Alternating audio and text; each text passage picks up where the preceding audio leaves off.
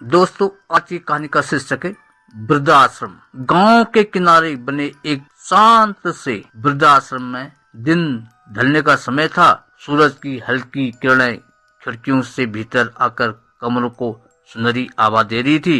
आश्रम में रहने वाले के चेहरे पर समय की लकीरें तो थी, पर मन में यादों का असीम सागर भी था। आश्रम के दरवाजे पर आज हलचल थी। नई वार्डन सुमन आई थी। मधुर स्वभाव, शांत आंखें और मन में बड़ों के प्रति गहरा सम्मान। सुमन ने अंदर कदम रखा तो सबसे पहले उसकी नजर पड़ी दादाजी पर। सफेद दाढ़ी, कांपते हाथ, पर आंखों में गजब की चमक। दादाजी ने मुस्कुराकर कहा, बिटिया, यहाँ लोग तो बहुत आते हैं, पर कोई रुकता नहीं, कोई सुनता नहीं। सुमन ने हाथ जोड़कर कहा, दादाजी, मैं आई हूँ सुनने और आपके हर दिन को बेहतर बनाने। धीरे धीरे सुमन सबकी दोस्त बन गई। वहाँ एक दादी थी जिन्हें भजन गाना बहुत पसंद था। एक अम्मा थी जिन्हें कहानी सुनानी आती थी। एक काका थे जो लकड़ी के खिलौने बनाते थे। पर एक कोना सबसे शांत था, रमेश नाम के बूढ़े व्यक्ति का। वो हमेशा अपने कमरे में अकेले बैठे रहते थे, ना किसी से बात, ना किसी से मुस्कान।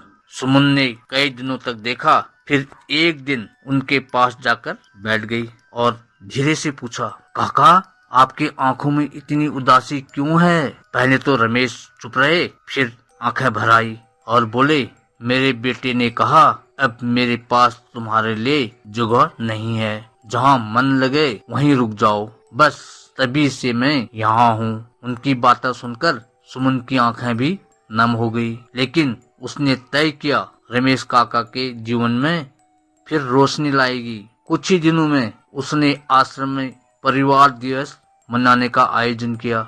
आसपास के गांव के लोगों को बुलाया, बच्चों को भी आमंत्रित किया। जब बच्चे आए, उन्होंने दादियों से कहानियां सुनी, काका के लकड़ी के खिलौने देखे और भजन कीर्तन वाली दादी के साथ खूब भजन कीर्तन गाया। पर सबसे खास पल तब आया जब एक छोटा बच्चा रमेश काका के पास जाकर बोला, दादाजी, आप मुझे पढ़ाएंगे? मेरे पास कोई नहीं जो मुझे होमवर्क करवाए। रमेश काका की आंखों में इतने समय बाद चमक लौटी।